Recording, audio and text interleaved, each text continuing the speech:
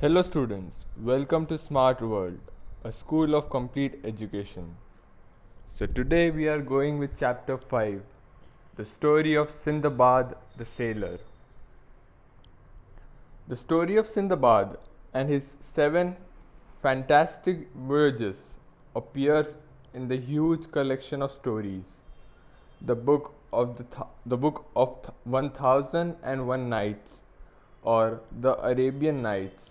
The story tells us that Sindbad was a famous sailor who lived in Baghdad. He was honest, generous, and brave. He had many adventures on each of his voyages. He never lost heart. He, he never lost heart and hope in dangerous situation. He overcome great dangers and returned home safely from each of his voyages. Here is the story of his first voyages. The first voyage. Sindbad set sail with a company of merchants on a big ship. From time to time, they stopped at various ports. There they sold their merchandise and bought new things to trade. One day, when their ship was sailing smoothly across the sea, they spotted a small island at a distance. They had not seen land for many days and felt both surprised and happy to see this island. They sailed close to the island. The captain of the ship allowed them to go there for a picnic. Everyone was excited. On the island, they, they strolled around, sang, and danced. Some people began to wash clothes. Some lit fires to cook meals. Soon a breeze sprang up. The fire begins to blaze. Suddenly, the land begins to shake and move. With a shock, the picnic party realized that the island was not an island at all. They were on the back of a huge sea monster, and it had started moving. People began to scream. They left their pots and pans, their clothes, both washed and unwashed, and rushed back to the ship.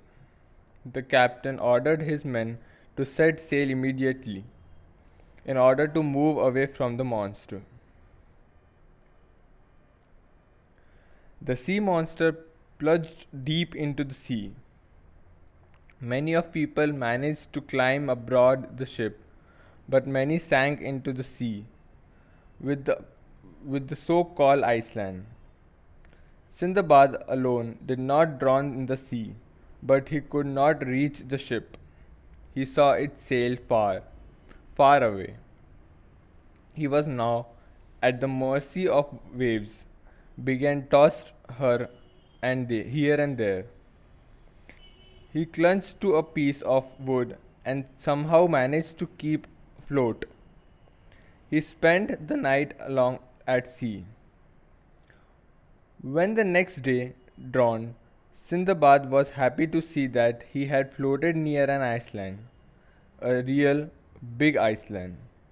He could see hills and woods and trees at a distance. Though he was extremely tired, he swam to the shore with all the strength that he could muster. Exhausted and hungry, he laid on the sand for some time. Then again, he made an effort and began to walk Iceland towards the shaded fruit trees that he could see at a distance. Luckily, this was the time when the king of the Iceland sent his horses to the seashore with a grooms. The grooms saw Sindbad and gave him food and drink. Then they took him to the king. The king was impressed by the way Sindbad told him about what had happened. He asked Sindbad to stay with him and work as an officer of the king at the port. Sindbad stayed there for a few days, learning a lot from the king and the people on the island, and in turn telling them about the other cities and ports that he had visited. At the port, Sindbad often made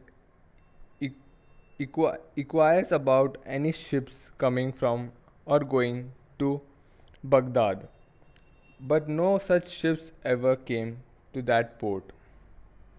Then one day a ship arrived at the island with a lot of merchandise. Sindbad was at the quay when the cargo from the ship was began unloaded. He was surprised to see that his own name was marked on some of the boxes. Then he went to see the captain of the ship. At first, the captain could not believe that it was the same Sindbad that they had seen rowing in the sea. But when Sindbad spoke to him face to face, he recognized him. He was overjoyed to see Sindbad alive. He gave him back all his merchandise.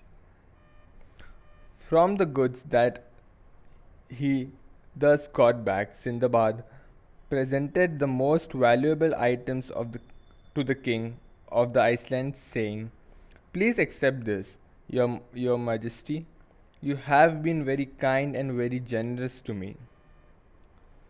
The king was pleased. He too gave Sindbad many valuable gifts when Sindbad left the island with the merchant ship. If you want to know what happened to Sindbad afterwards, you have to read the rest of the story, his fantastic yogyas.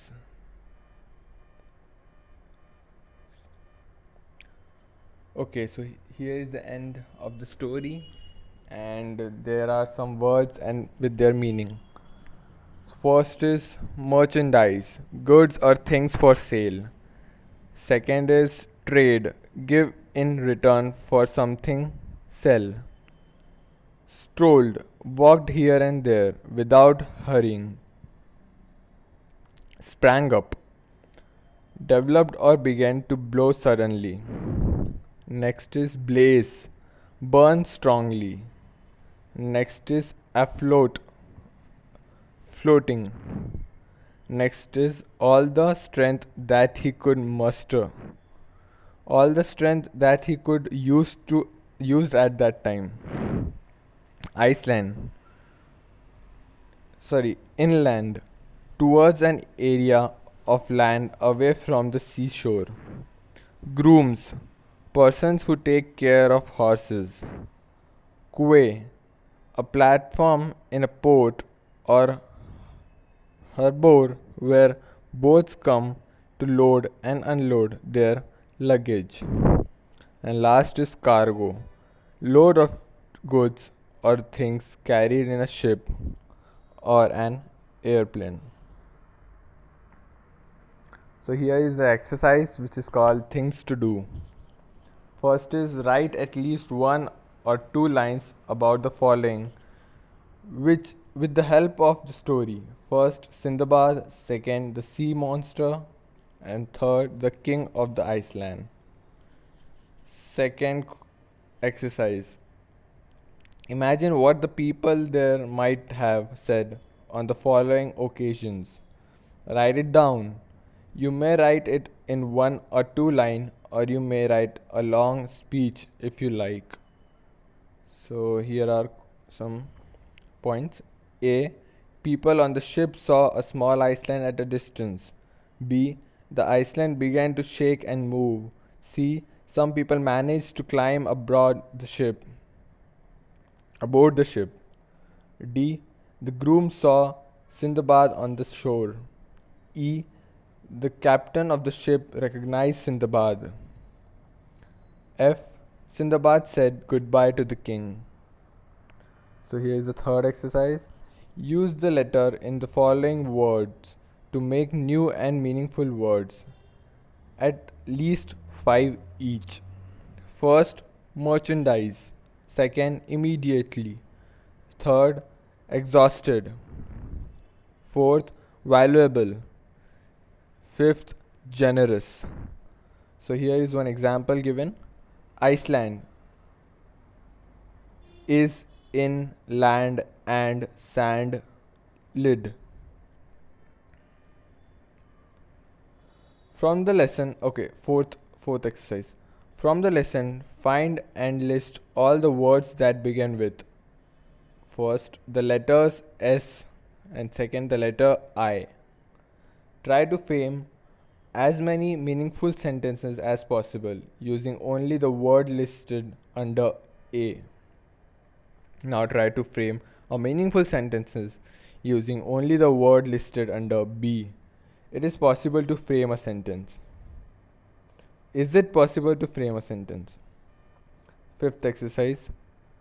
Try to find more information about merchant ships, ports, and how the cargo is leading or unloaded from ship today. So here is the end of fifth exercise and also the end of chapter 5. Thanks for your attention.